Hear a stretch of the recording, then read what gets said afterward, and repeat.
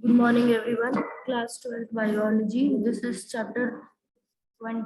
This is chapter 13. Organism and population. And population के कुछ attributes आज हम की इस क्लास में डिस्कस करेंगे. Population attributes यानी कि किसी भी एरिया के जो भी population है उसके individuals की उसके साथ क्या चीजें क्या प्रॉपर्टीज जुड़ी हुई होती हैं वही उसकी एट्रीब्यूट्स होते हैं. यानी हम अपने एरिया के पॉपुलेशन को अगर ह्यूमन पॉपुलेशन की बात करें तो उसको किस तरीके से डिफाइन करेंगे, उसके कैरेक्टर्स कैसे बताएंगे या फिर हम क्या क्या उसके बारे में बता सकते हैं.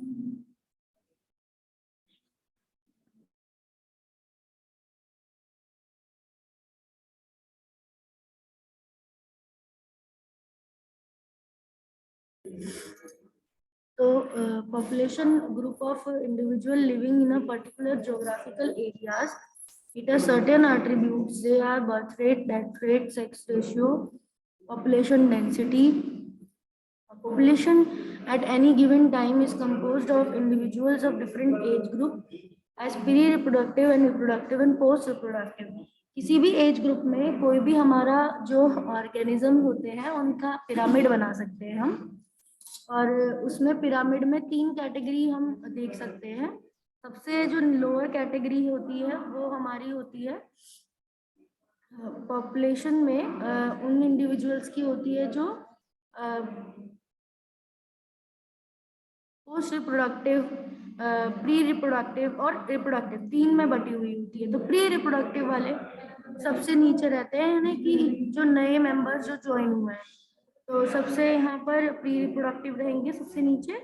एंड फिर मिडल में रहेंगे आपके रिप्रोडक्टिव ग्रुप्स जो रिप्रोडक्टिव एज में होंगे वो उनसे भी कम होंगे, जो इन्फेंट है उनसे भी कम होंगे रिप्रोडक्टिव ग्रुप्स. और सबसे ऊपर जो रहेंगे जो जिनका नंबर बहुत कम हो जाएगा वो ऐसे होंगे जो एज्ड इंडिविजुअल होंगे यानी कि रिप्रोडक्टिव इंडिविजुअल्स. ठीक है, रिप्रोडक्टिव इंडिविजुअल सबसे ऊपर रहेंगे. तो यहाँ पर आप देख सकते हो ये पिरामिड कैसा होता है, अपराइट हो जाता है और ऊपर आते आते इसका point less number of individuals होते रहते हैं. इस तरह से पिरामिड बनता है.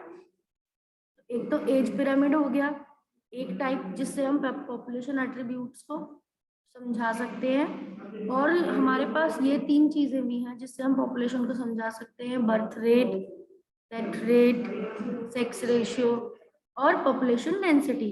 4 चीजें. These 4 things are also there by which we can describe the population density. Okay, so we can describe population density by these 4 features: death rate, sex ratio, population density, then pre-reproductive, reproductive and post-reproductive. ये हमने कर लिया discuss. On human population का age pyramid show the age distribution of male and female ना combined diagram. ऊपर जो diagram दिया हुआ है उसमें एक तरफ मेल के रेशियो दिखा रखे हैं, नंबर्स दिखा रखे हैं, population in the millions, age groups यहाँ देख सकते हैं 0 to 4, 2 to 9, 10 to 34. ठीक है, 15 to 19. ये सब ऊपर जाते जाते इनकी एज बढ़ती जाएगी. यानी प्री रिप्रोडक्टिव से रिप्रोडक्टिव और रिप्रोडक्टिव से पोस्ट रिप्रोडक्टिव होते रहेंगे. एक तरफ मिड लाइन से एक तरफ पॉपुलेशन की होगी मिलियंस में देख रखे, एक तरफ फीमेल्स की पॉपुलेशन होगी तो दूसरी तरफ मेल्स की पॉपुलेशन होगी. तो ये कंपैरेटिव दिखाता है, फीमेल्स एंड मेल्स की पॉपुलेशन को कंपैरेटिव दिखाता है. ओके, नाउ आगे हम देखेंगे तो shape of pyramid reflects the growth status of the population, that is an expanding growing population, a stable population, a declining population. तो ये शेप ऑफ द पिरामिड जो है वो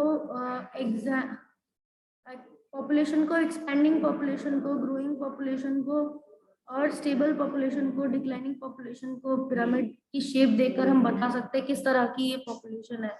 कंटिन्यूअसली बढ़ती जा रही है, कंटिन्यूअसली कम होती जा रही है या फिर स्टेबल पॉपुलेशन है. कैसे कंटिन्यूअसली कम होती जा रही हुई पॉपुलेशन क्या होगी, उसमें अगर प्री रिप्रोडक्टिव के जो पर्सन्स हैं वो रिप्रोडक्टिव से भी कम हैं. ठीक है, तो डिक्रीजिंग पॉपुलेशन हो गई। और पोस्ट रिप्रोडक्टिव के सबसे ज्यादा है, मतलब higher age group, declining population का ग्रोथ होगा, पिरामिड, एज पिरामिड हो गया ये।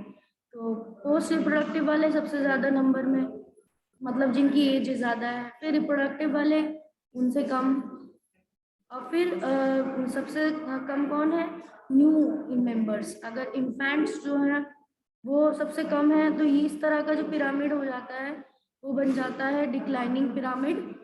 और अगर जैसा हमने पहले देखा था वैसा है, तो वो ग्रोइंग एज हो जाता है, जिसमें सबसे ज़्यादा तो इन्फेंट्स हो, उनसे कम रिप्रोडक्टिव हो, और उन सबसे कम क्या हो, एज वाले। तो ये ग्रोइंग हो जाता है। स्टेबल के लिए क्या होता है, स्टेबल के लिए जितने इन्फेंट है उतने ही अगर रिप्रोडक्टिव है बराबर, जितने नए जुड़े हैं पॉपुलेशन में उसके बराबर अगर रिप्रोडक्टिव वाले हैं, और उसके बाद पोस्ट रिप्रोडक्टिव वाले हैं थोड़े से कम, वो क्या हो जाते हैं, will become a stable pyramid. अब हम नेक्स्ट टॉपिक पे आते हैं, पॉपुलेशन एट्रीब्यूट के। पॉपुलेशन ग्रोथ, ठीक है, किसी भी एरिया में ऑर्गेनिज्म की पॉपुलेशन ग्रोथ जो होती है उसके क्या फीचर्स होते हैं, व्हाट आर द फीचर्स, आप कैसे पॉपुलेशन ग्रोथ को आइडेंटिफाई या डिस्क्राइब कर सकते हो। तो पॉपुलेशन ग्रोथ को मेजर करने वाला जो एलिमेंट है वो साइज है, changes with the time depending on the factors like food available, weather, predator pressure, competition, ये सब है, ठीक है। So with this is there, food available ज़्यादा होगा तो पॉपुलेशन नॉर्मली बढ़ती जाएगी, वेदर अच्छा होगा तो भी बढ़ेगी, प्रीडेटर प्रेशर अगर नॉर्मल होगा तब भी पॉपुलेशन यहाँ पर ग्रो होगी, कंपटीशन हाई नहीं है, नॉर्मल लेवल्स हैं कंपटीशन के, then also the population can grow. बात आती है पॉपुलेशन ग्रोथ हो रही है उसको मेजर करने के लिए पॉपुलेशन डेंसिटी की।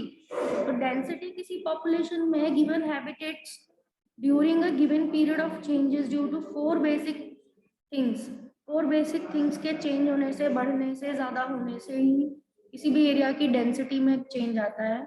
जो चार चीज़ें हैं, natality, mortality, immigration and immigration, यानी कि अंदर आने वाले पर यूनिट एरिया के हिसाब से कितने लोग या तो किसी और कंट्री से अंदर आए हैं, यानी कि इमिग्रेशन हुआ है उनका, we have got few individuals more from another population to a plus to the Indian population, that becomes immigration. Natality मतलब इंडिया के लोगों में ही नए बच्चे जो आए हैं, जिन्होंने नए बच्चों ने जन्म लिया है, यानी बर्थ रेट का कॉन्सेप्ट इधर आएगा, कितने लोग और आ गए। देन ये दोनों फैक्टर्स क्या करते हैं, पॉपुलेशन को बढ़ाएंगे, एक इमिग्रेशन होना या फिर न्यू बर्थ होना, they will increase the population density. वहीं पर जो लोग मर जाएंगे, जिनकी डेथ हो जाएगी, वो मोर्टेलिटी बनेंगे, they will become death rate, it will also decrease from the original population. And अगर कोई इमिग्रेट करेगा, इमिग्रेट मतलब बाहर की कंट्री में चला गया, फॉर एग्जाम्पल कुछ लोग अब्रॉड चले जाते हैं सर्विस के लिए और कुछ और रीजंस की वजह से, तो वो इमाइग्रेशन होता है, यानी बाहर जाना। तो ये दोनों फैक्टर्स माइनस करते हैं पॉपुलेशन को। तो एनसीईआरटी में इस तरह का इमेज दिया हुआ है, फ्लो चार्ट दिया हुआ है, दिस इज वेरी इंपॉर्टेंट, क्योंकि बीच में इसमें पॉपुलेशन डेंसिटी यानी कैपिटल एन दिखा रखा है, और ये चारों फैक्टर्स के चारों तरफ फ्लो चार्ट के फॉर्म में दिखा रखे हैं कि पॉपुलेशन डेंसिटी एन जो है, एन जो फैक्टर है वो उसमें जब लोग ऐड होते हैं तो इट बिकम्स इमिग्रेशन, और नेटेलिटी की वजह से भी ऐड होते हैं तो इमिग्रेशन, मोर्टेलिटी में जब माइनस होते हैं तो मोर्टेलिटी, एंड इमिग्रेशन में जब माइनस होते हैं तो यहाँ से लोग दूसरी कंट्री में जाते हैं तो भी पॉपुलेशन कम होती है, माइनस में आ जाती है। देन आ जाते हैं natality and immigration contribute to the increase in size and density of a population. Natality और इमिग्रेशन क्या करती है, कंट्रीब्यूट करती है साइज और डेंसिटी की पॉपुलेशन को, मैंने बताया ये ऐड करवाती है पॉपुलेशन डेंसिटी और साइज में।